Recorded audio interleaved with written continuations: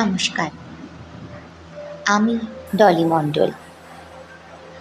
আমরা আবারও সুনীল গঙ্গোপাধ্যায়ের গরম ভাত অথবা নিছক ভূতের গল্প ছোট গল্পটির পরবর্তী অংশ নিয়ে আজ হাজির হয়েছি।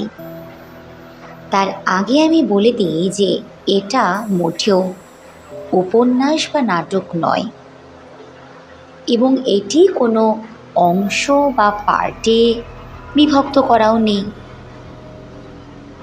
যেহেতু অডিওটা অনেক দীর্ঘ হয়ে যাচ্ছিল, সেই কারণে আমি এটাকে ছোট ছোট করে ভাগ করে দিয়েছি। আশা করি শ্রোতা বন্ধুদের শুনতে সুবিধাই হবে। চলুন তবে আজ শুরু করা যাক পরবর্তী অংশ।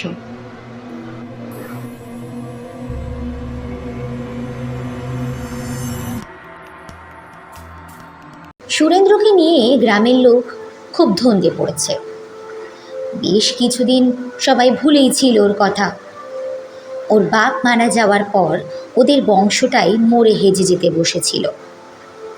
ওর যখন এই 12-13 বছর বয়স, তখন চৌধুরী বাবুদের বাড়িতে রাখালি করত। একদিন মেজবাবুর চটি জোড়া পড়েছিল বৈঠকখানার সিঁড়িতে। ও ছোড়াটা সেটা হাত দিয়ে না সরিয়ে পা দিয়ে সরাতে গিয়েছিল। অমনি চোখে পড়ে গেল মেজবাবুর। প্রচণ্ড ঠ্যাঙানি খেয়ে ধুঁকতে লাগলো উঠোনে পড়ে। ছোড়ার নাকি চুরি টুরিরও হাত টান হয়েছিল। ঠ্যাঙানি খাবার দিন বিকেলবেলা ছোড়াটা গ্রাম ছেড়ে পালালো। তারপর শোনা গিয়েছিল ছোড়াটা শহরে গিয়ে সাইকেলের দোকানে পাম্প দেয়। তারপর কেউ ওর খোঁজ রাখেনি। আচ্ছা, জানেন তো, আমাদের এই গ্রামে আজ এই মুহূর্তে প্রচণ্ড পরিমাণ বৃষ্টি হচ্ছে। আর হতে পারে এই অডিওর মধ্যে আপনাদের সেই বৃষ্টির আওয়াজ যেতে পারে। আমার কিন্তু এখানে কোনো দোষ নেই। সেই বৃষ্টির শব্দে উপভোগ করতে করতে শুনতে থাকুন আলোচ্য ছোট গল্প। সে এখন আবার ফিরে এসেছে মস্ত জোয়ান মতো হয়ে। কোন ফ্যাক্টরিতে নাকি কাজ করে। গায়ে রঙিন রঙিন জামা, হাতে ঘড়ি, বিড়ির বদলে সিগারেট বেশি খায়। একদিন চৌধুরী বাবুদের বাড়ির সামনে গিয়ে থুক করে থুতু ফেললে। একবার না, 3 বার। এমন কাণ্ড এ গ্রামে কেউ কখনো করেনি। ও বাড়িতে অবশ্য কর্তাবাবুরা কেউ থাকেন না এখন। এক গোমস্তা শুধু টিম করছে।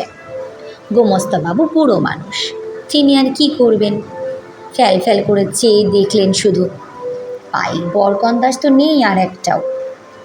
এখন সংবৎসরে ধানই ওঠে না। গ্রামে কতগুলো চেলা চামুন্ডা জুটেছে সুরেন্দ্রর। ফি হপ্তায় শনি রবিবার সে বাড়ি আসে। নিজেদের পোড়ো ভিটেই আবার ঘর তুলেছে। সেখানে চেলাগুলোকে নিয়ে হুল্লোড় করে। খাওয়া দাওয়া ভালোই জোটে কিনা ওখানে। গত মাসে ওরা পোপাড়ার বহুকালের মজা দিঘিটা সাফ করতে গিয়েছিল। সাফ হয়েছে না ঘেঁচু হয়েছে, শুধু জলে নেমে দাপাদাপি। সবাই জানে ওই দিঘিতে জগ আছে। প্রতি বছর একজন করে মানুষ টেনে নেয়। ওদের দলেরও একজন মরতে বসেছিল। মাছ পুকুরে ডুব দিয়ে মাটি তুলতে গিয়ে আর দম পায়নি। হাঁক পাক করতে করতে যখন উঠল, তখন মুখখানা নীল হয়ে গেছে। তবু ওদের আক্কেল হয়নি। আবার সামনের হপ্তায় নামবে। আর এক ঢং হয়েছে। এই অমাবস্যা রাত্রে দল বেঁধে কীর্তন গাইতে গাইতে ঘোরা। গায়ের অকর্মা ছোড়াগুলি এই এক কাজ পেয়েছে। সুরেন্দ্র নিশ্চয়ই ওদের নেশা ভাঙের খরচাপাতি দেয়। কয়েকজনকে নাকি শহরের ফ্যাক্টরিতে চাকরিও জুটিয়ে দেবে বলেছে। সেটাই বড় টোপ। ভূত কেনার আছিলাই সুরেন্দ্র কি বলতে চায় তা অনেকেই বুঝেছে। সবাই তো আর ঘাসে মুখ দিয়ে থাকে না। কিন্তু এত কাল এত লোক যা নিজের চোখে দেখেছে তা মিথ্যে হয়ে যাবে। আর ভূতগুলোও হয়েছে মহা ফেরেরবাজ। এই সুরেন্দ্রর দল দেখলে কিছুতেই সামনে আসে না। ভূতেরাও কি ওকে ভয় পায়? যার সন্ডা মার্কা চেহারা, বাবা, ভূতের বাবা ওকে ভয় পাবে। দিন দিন তেজ বাড়ছে সুরেন্দ্রর। ক্রমাগতই রেট বাড়াচ্ছে সে।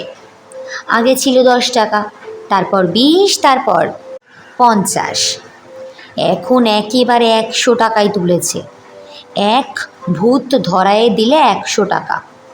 ধরাতেও হবে না, দূর থেকে দেখায়ে দিলেই হবে, আর দুজন সাক্ষী রেখে দেখালেই হবে। 100 টাকা শুনলেই মাথায় রক্ত ছনছন করে। এ বাজারে 100 টাকা কে দেয়? মানুষের জীবনেরই দাম নেই, আর একখানা ভূতের দাম 100 টাকা। শালাকে এই ভূতেই ঘাড় মটকায় না কেন? হ্যাঁ, নাকি ভূতেরাই নিজেদের দাম চড়াচ্ছে আর আড়ালে বসে মিটিমিটি হাসছে?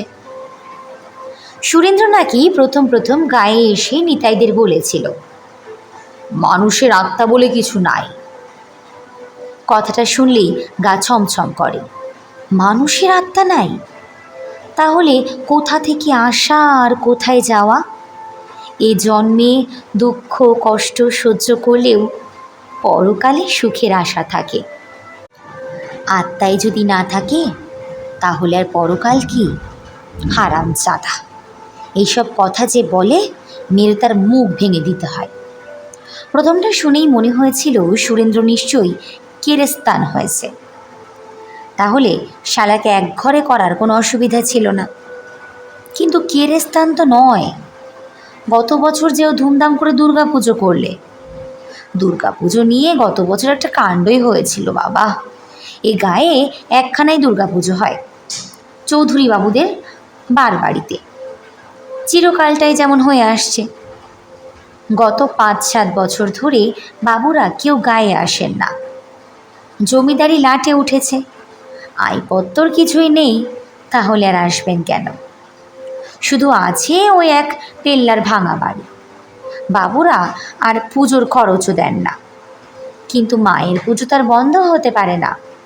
তাই গায়ের 5 জনা মিলে ভাগাভাগি করে খরচপত্র দিয়ে পুজোটা সারা হয় নমো নমো করে। গত বছর সুরেন্দ্র তার দলবল বলল, গায়ের লোকের পয়সাতে যদি পুজো হয় তো সে পুজো হবে একদম এই গায়ের মাঝখানে চালা বেঁধে। জমিদারের বাড়িতে হবে কেন? যে জমিদারদের কানাকড়ির মরুদ নেই সে কেন শুধু শুধু পুণ্যি লুটবে? ব্যাটার এখনো রাগ আছে চৌধুরীদের ওপর। যে বাড়িতে বরাবর দুর্গোৎসব হয় হঠাৎ একবার বন্ধ হয়ে গেল। সে বাড়ির ওপর মায়ের অভিশাপ নেমে আসে। সে কথা সুরেন্দ্র জানে।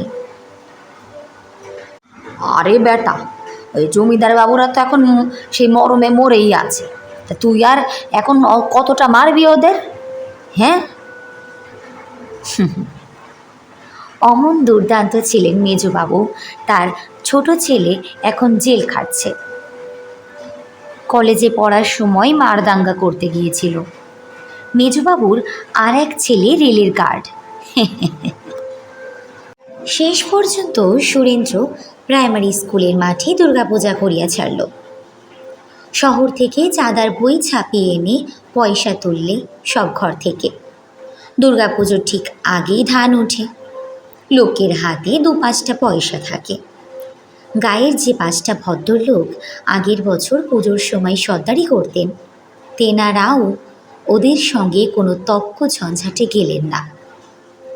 যে বাবুরা আগের বছর চাঁদা দিতেন 25 টাকা, তারা দিলেন 5 টাকা।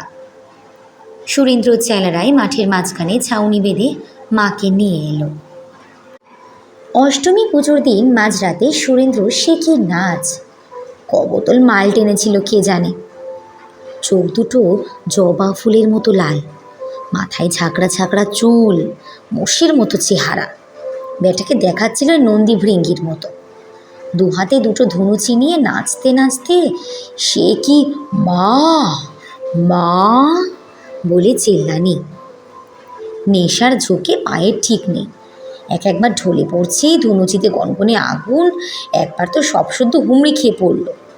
আগুন লেগেছে, ওর চোখ দুটো কানা হয়নি, সে ওর সাত পুরুষের ভাগ্যি। সে পড়ল তো আর ওঠেই না।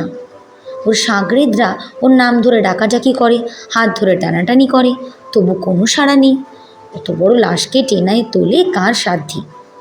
শেষ পর্যন্ত নেতায় যখন এক কলসি জল এনে ওর মাথায় ঢেলে দিতে যাবে, সেই সময় নিজেই লাফিয়ে ওঠে, হো হো হো হো, হ্যাঁ করে হাসতে থাকলো।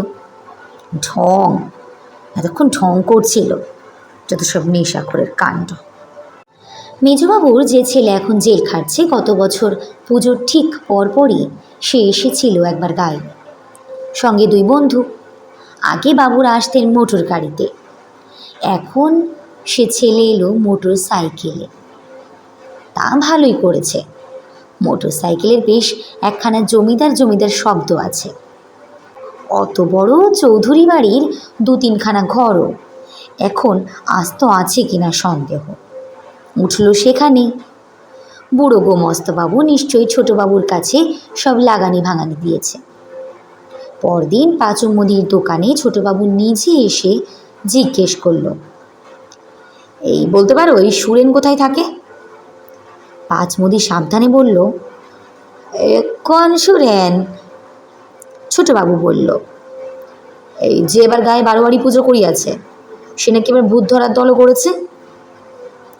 পাঁচু মুদি বলল, এই তার বাড়ি তো এই 5 নম্বর ছাড়ি আরও 1 মাইল, এই গায়ের একেবারে কিনারে, কিন্তু রোজ তো সে গায়ে থাকে না।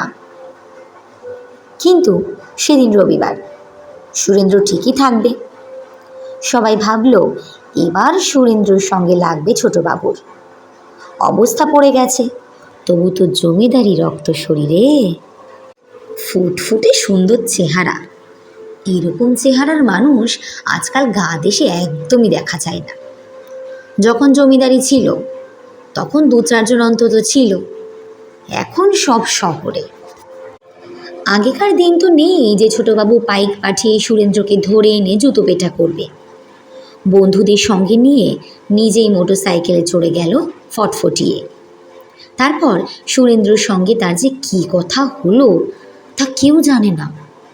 তবে খানিক বাদে দেখা গেল ছোটবাবু আর তার বন্ধুরা হাসতে হাসতে বেরিয়ে আসছে সুরেন্দ্রর ঘর থেকে। কি একটা কথার পর ছোটবাবু সুরেন্দ্রর কাঁধ চাপড়ে দিতে চায়, কিন্তু সুরেন্দ্র অত্যাধিক লম্বা বলে ছোটবাবুর হাত ঠিকমতো পৌঁছায় না। বরং ছোটবাবু পকেট থেকে সিগারেটের প্যাকেট বার করতেই কিছু জিজ্ঞাসা না করে সুরেন্দ্র তার থেকে একটা তুলে নিল। একেই বলে কলিকাল। দূর থেকে নিবারণ এটা নিজের চোখে দেখেছে। কোনো কারণ না থাকলেও ছোটবাবুর প্যাকেট থেকে সুরেন্দ্রর ওই সিগারেট তুলে নেওয়া দেখে নিবারণের মনে পড়েছিল সুরেন্দ্র সেই কথা, মানুষের আত্মা নেই। ওফ, ভাবলেই যাতনা হয়। অবশ্য সুরেন্দ্র পরে এ কথা স্বীকার করতে চায়নি। যোগেন মাস্টার জিজ্ঞাসা করেছিল। পাশাপাশি দুগায়ের মাঝখানে একটা স্কুল, সেই স্কুলে সরকারি নতুন মাস্টাররা আসে, আর 2-1 বছর বাদেই চলে যায়, আবার অন্য মাস্টার আসে। শুধু থেকে গেল যোগেন মাস্টার। যোগেন মাস্টার বিকেলের দিকে নদীর ধারে একা একা বসে থেকে সূর্য ডোবা দেখে। ভাবুক মানুষ। সেই যোগেন মাস্টার হাটবারে এক দঙ্গল লোকের মাঝখানে জিজ্ঞাসা করেছিল, হ্যাঁ গো সুরেন, তুমি নাকি বলেছ মানুষের আত্মা নেই? সুরেন্দ্র কখনো পড়েনি যোগেন মাস্টারের কাছে। সে বিড়ি লুকোয় না, কিন্তু চ্যাটাং চ্যাটাং কথাও বলল না। ঘাড় চুলকে জবাব দিল, হ্যাঁ সে তো আপনারাই ভালো জানেন, আমি মুখ্য সূক্ষ্ম মানুষ, আমি কি অত বুঝি? আমি কখনো আত্মা দেখি নাই। যোগীন মাস্টার গোঁফ এঁটো করা হাসিতে মুখ ভরিয়ে বললেন, আরে পাগল, এই যে বাতাসে আমরা নিঃশ্বাস নিই, যে বাতাস আমরা চোখে দেখতে পাই, তার মানে কি বাতাস নেই? যারা শুনছিল তারা মাথা নাড়ে। হ্যাঁ, জব্দ করেছি বটে যোগেন মাস্টার। এবার বলো বেটা, বাতাস নাই? সুরেন্দ্র বলল, বাতাস চোখে দেখা যায় না, কিন্তু ধরা যায়। যোগেন মাস্টার বলল, বাতাস ধরা যায়? বলো কি হে, কেউ কখনো তা পেরেছে? বুকের মধ্যে একটুখানি বাতাস ধরে রাখো, অমনি প্রাণ পাখি ছটফট করে উঠবে। কি উঠবে না? তোমরা কি বলো? সকলে মাথা নাড়ল। কাছেই দাঁড়িয়েছিল একটা বেলুনওয়ালা। সুরেন্দ্র একটা নেতানো বেলুন খপাত করে তুলে নিয়ে ফু দিয়ে ফুলিয়ে সেটাকে লাউ করে ফেলল।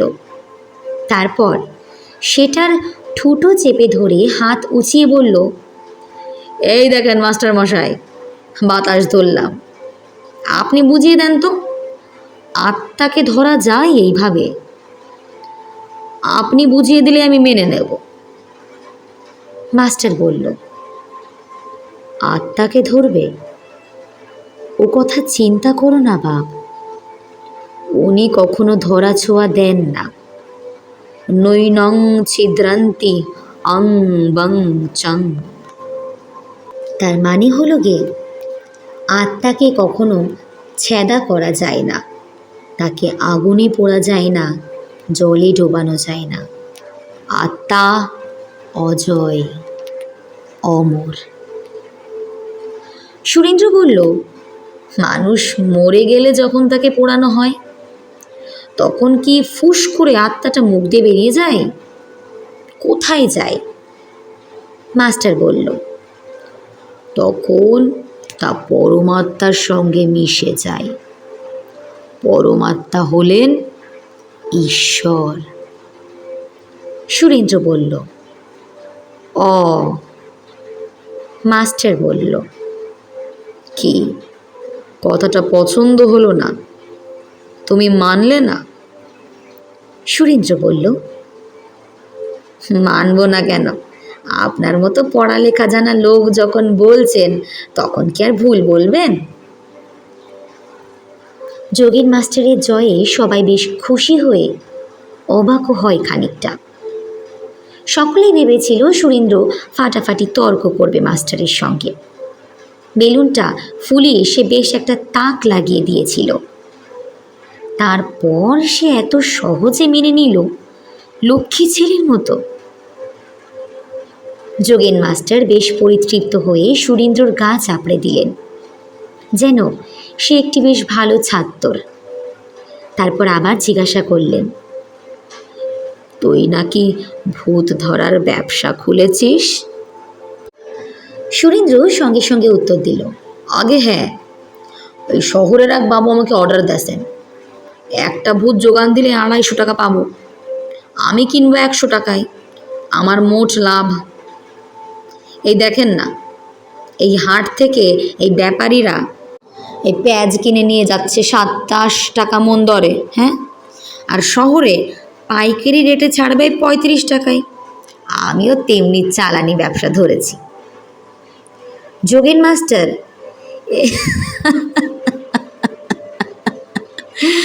ও ও করে হেসে উঠলেন। সুরেন্দ্র ঠিক সেই তালে মিলিয়ে হাসতে লাগলো, যেন সে সত্যিই বেশ একটা মজার কথা বলেছে। পেয়েছিস একটাও? না। এ কি ছেলে খেলা? হ্যাঁ, ভূতের ব্যবসার কথা বাপের জন্যে শুনিনি। এসব কথা মন থেকে বাদ দাও বাপ, এ বড় সাংঘাতিক জিনিস, কখন কি হয় বলা যায় না। সুরেন্দ্র আবার একটা বিড়ি ধরিয়ে বলল,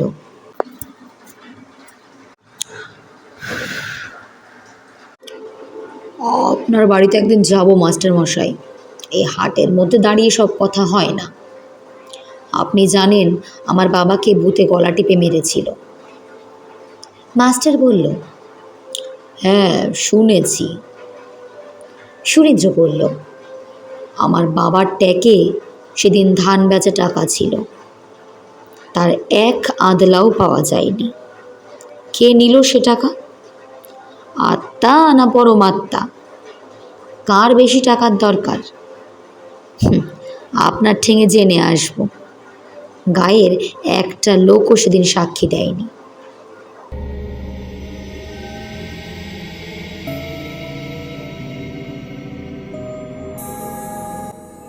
ধন্যবাদ। আজ তাহলে এখানেই বিরাম চিহ্ন টানলাম। খুব শীঘ্রই ফিরে আসব পরবর্তী অংশ নিয়ে। ভালো থাকবেন, ভালো রাখবেন।